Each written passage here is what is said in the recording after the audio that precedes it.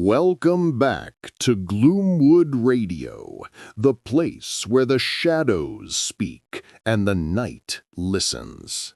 I'm your host, Dawson, and I have a story for you tonight that comes from halfway across the world.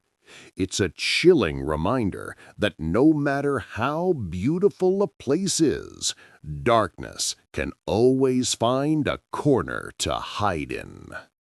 This is the kind of story that makes the hair on your arms stand up, the kind that makes you double-check the locks on your doors.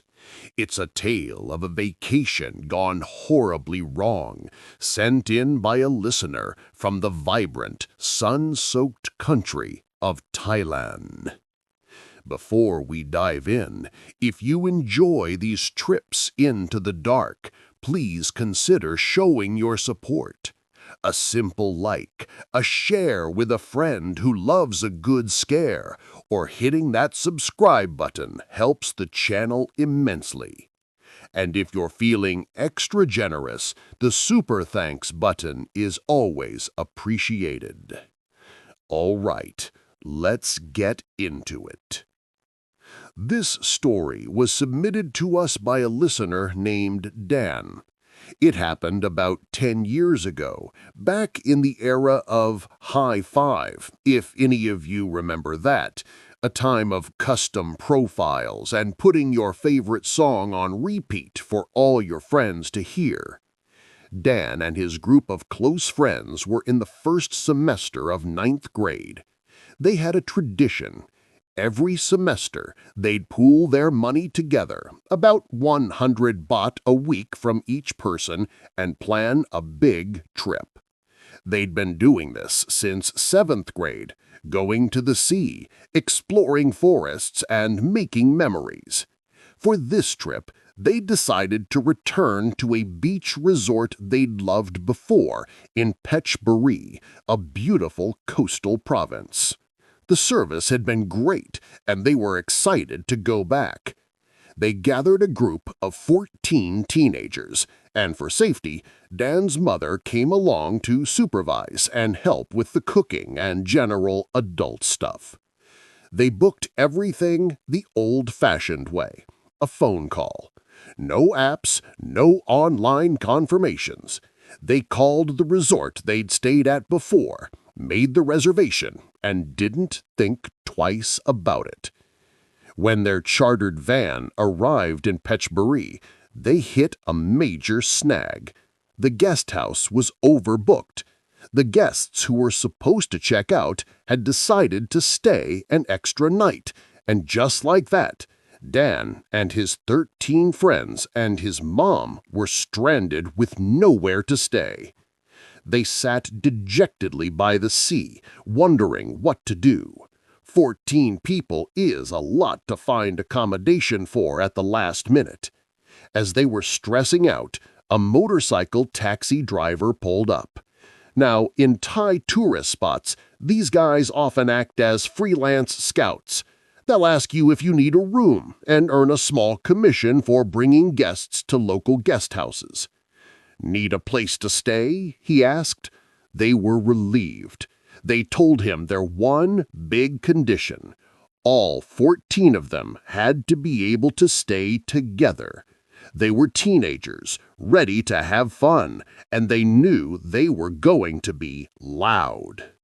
The first house he took them to was 2 houses next to each other, big enough for everyone, but there was no air conditioning. In the Thai heat, that was a brake dealer. The second house was 2 houses, this time with AC, but they weren't right next to each other. Another family was staying in the house between them. That wouldn't work either. They didn't want to disturb anyone. Finally, the driver led them to a third location. It seemed perfect. 2 townhouses, 2 stories each, right next to each other with air conditioning and plenty of space. It had 4 bedrooms plus common areas. Everyone agreed this was the spot. Dan's mom handled the check-in with the owner, and they started unloading their bags. The group split up. The first house became the gamer house, for the friends who just wanted to chill and play video games. The second house was for Dan, his mom, and the more rowdy bunch. Dan first helped his friends move their things into the gamer house. When he was done, he turned to his own house and saw his friend Meek struggling with the key at the front door. "What's wrong?" Dan asked. "I don't know, man. It's stuck. It won't open," Meek replied, frustrated. Dan took the key and tried himself. It was incredibly stiff, as if something was blocking it from the inside. He rattled the knob and banged on the lock area.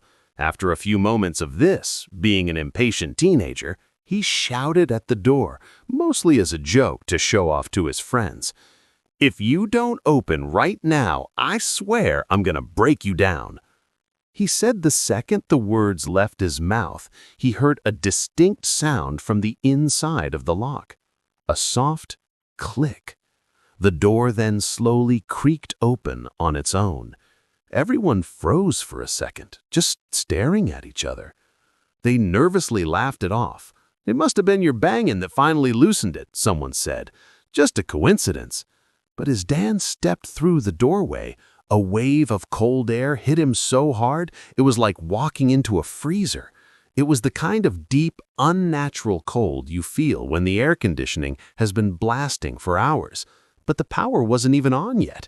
He remembered the first house had been stuffy and hot. This felt different. From the front door, he could see straight through the house to a back door that led to a small outdoor laundry area. Next to that back door was a window with glass louvers. As his eyes adjusted, he saw something through those louvers, a flicker of white fabric gently swaying as if someone had left a white sheet or dress hanging out to dry. He figured it was just laundry left behind by the previous guests. He walked to the back to check it out, but when he opened the back door and stepped outside, there was nothing there. The white swaying fabric was gone. He blinked, thinking his eyes were playing tricks on him. Maybe the wind blew it away, or maybe he just imagined it. His thoughts were interrupted by the thunderous sound of his friends stampeding up the stairs, yelling and celebrating that their vacation was finally starting. Their excitement and energy filled the house, and the strange, eerie feeling was quickly forgotten. The vacation kicked into high gear. The first house was filled with the sounds of video games. Dan's group went swimming in the sea. Across from their townhouses, another house was rented by a group of friendly LGBTQ+ individuals who would playfully catcall and joke with them whenever they walked by. It was a fun, lively atmosphere. But strange things started to happen. Back in the gamer house, one of the friends took a nap while the others played. He had a vivid dream.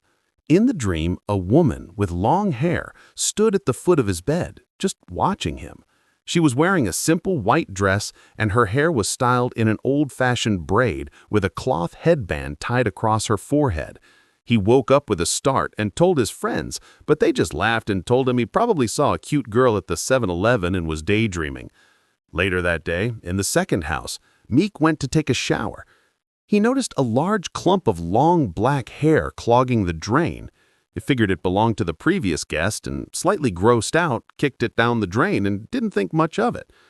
After his shower, he lay down on his bed playing on his phone until he dozed off. He started to dream. He dreamed of a woman with long hair wearing a white dress and a cloth headband standing at the foot of his bed, the exact same woman from his friend's dream. In his dream, she slowly walked towards him, knelt at the edge of the bed, and began to crawl towards him. Just as her hand reached out and grabbed his, he was jolted awake. His real friend was shaking him. He had a phone call. Meek was deeply unnerved by the dream, but decided to keep it to himself. That evening, while Dan and some of his friends were out riding bicycles, his mother was in the house. She had ordered food from a local place affiliated with the rental.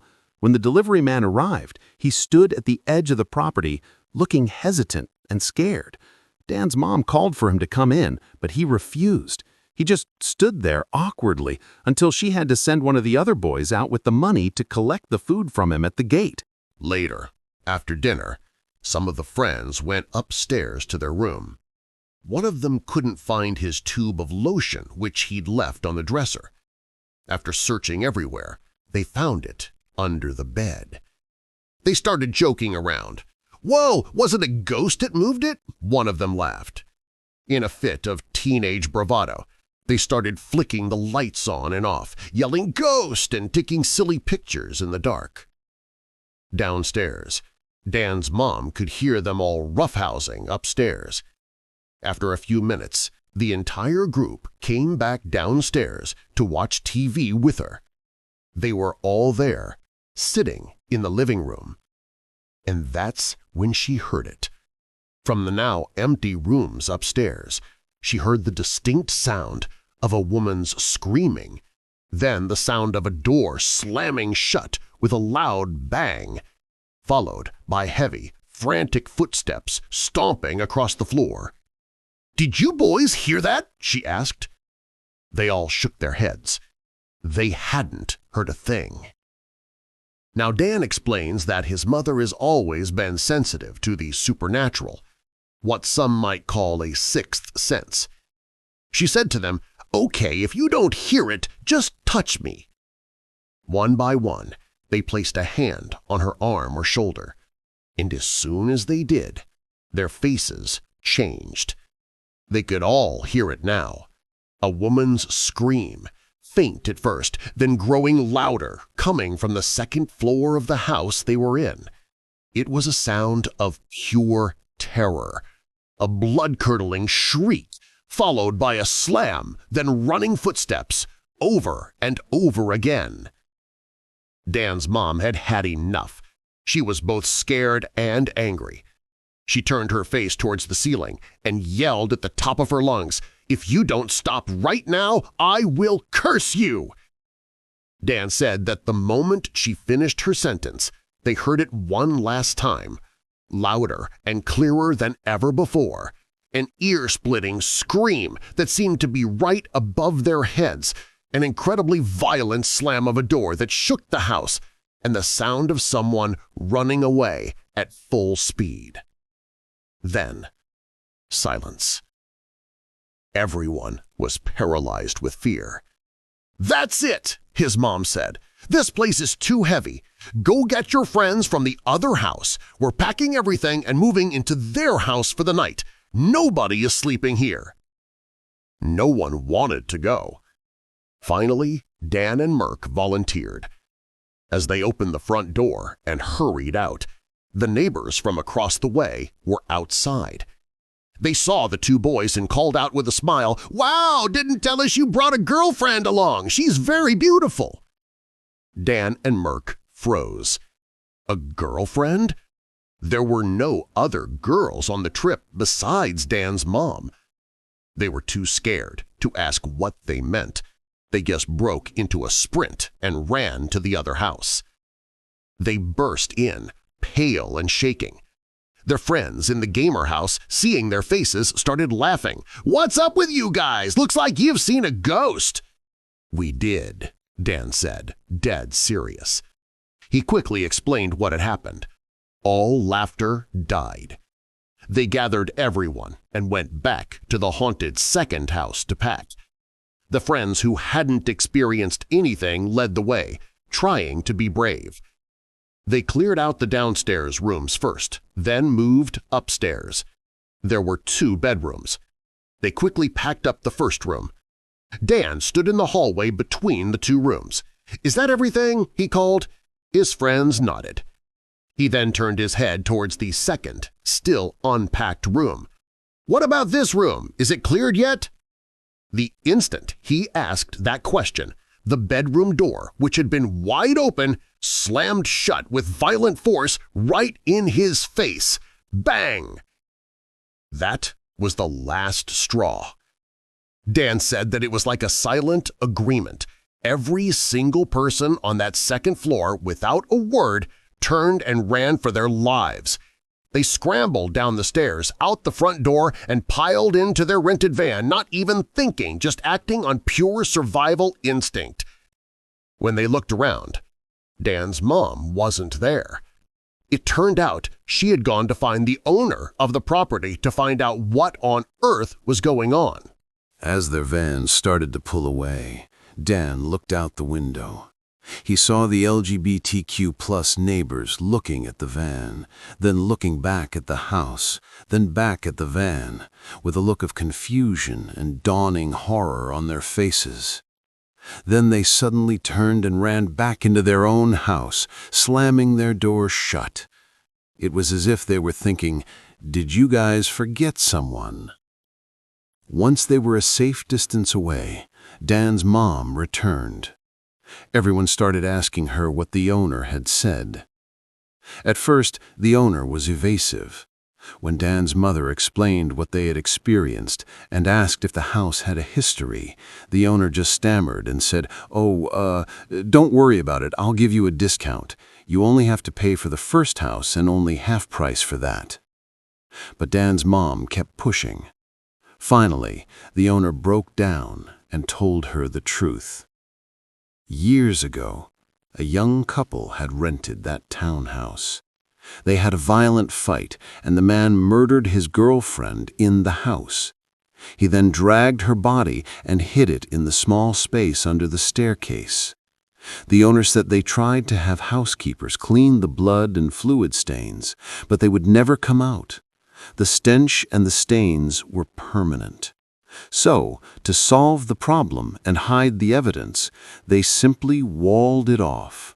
They poured concrete over the space under the stairs, sealing her body inside the very foundation of the house. They thought that would be the end of it. They just kept renting the house out. Later, on their way home, they stopped at a food stall. One of Dan's friends mentioned to the elderly woman running the stall where they had stayed. The woman's face went grim. She didn't say much, only, "Oh, people still stay there? Nobody from around here has gone near that place in years." The story doesn't end there. On the drive back, they stopped at a temple to calm their nerves. A monk took one look at their group and said, "You all have encountered something very heavy, haven't you?" He blessed them with holy water. The experience stuck with them. One of the friends, we'll call him Win, had been particularly affected. A relative suggested they see a shaman or a spirit medium. The medium told them that their encounter had opened their spiritual senses, making them vulnerable to seeing things from the other side. She then asked if anyone had seen anything clearly. That's when Win spoke up. He confessed that when they all went back to pack up the haunted house, he had been the first to step inside. And for a moment, he just stood there, frozen, with tears silently streaming down his face. His friends had asked him what was wrong, but he was too shocked to speak. He told them that when he had opened the door, he had looked straight through to the back of the house towards that louvered window by the laundry area. And looking back at him through the glass slats was a woman in a white dress, with her hair in an old-fashioned braid and a cloth headband across her forehead. It was the exact same woman from the dreams. Win said that after returning from the trip, he was plagued by nightmares every single night. But it wasn't the woman he was dreaming of anymore. Now he dreamt of a man he'd never seen before, who would tell him over and over again, "I'm coming to take your life." The medium explained that because Win's spiritual senses were now open, a karmic debtor from a past life had found him and was trying to collect his debt. This is a belief in Thailand that someone you may have wronged in a past existence can come back to seek retribution. The only way to protect himself, she said, was to ordain and become a novice monk for a period of time to generate merit and cleanse his karma. Win did exactly that. After his time in the monastery, the nightmares stopped, and he was able to return to his normal life. So, That's the story of a ninth-grade beach trip that turned into a brush with a truly tragic and restless spirit. The thought of everyone hearing those screams and slams together after touching Dan's mom is just terrifying. And the owner, knowingly renting out a house where someone was murdered and entombed within the walls, is just beyond comprehension. If there's a lesson here, maybe it's this. First, if you find yourself in a situation like that, maybe don't shout challenges at whatever is in the house with you. You might not like the answer you get. Second, if a deal on a rental seems too good to be true, or if the food delivery guy refuses to come to your door, maybe it's time to find a new place to stay. This story really highlights some of the deep-seated spiritual beliefs in Thailand, the idea of a sixth sense, of karmic debt, and of seeking refuge and solutions through faith and monastic life. It's a fascinating and terrifying window into another culture's way of dealing with the unexplained. What do you all think? Let me know in the comments below. Thank you for tuning in to Gloomwood Radio. Stay safe out there, and remember to check under the bed. And don't forget to like, share, subscribe, and maybe even hit that super thanks button. Until next time.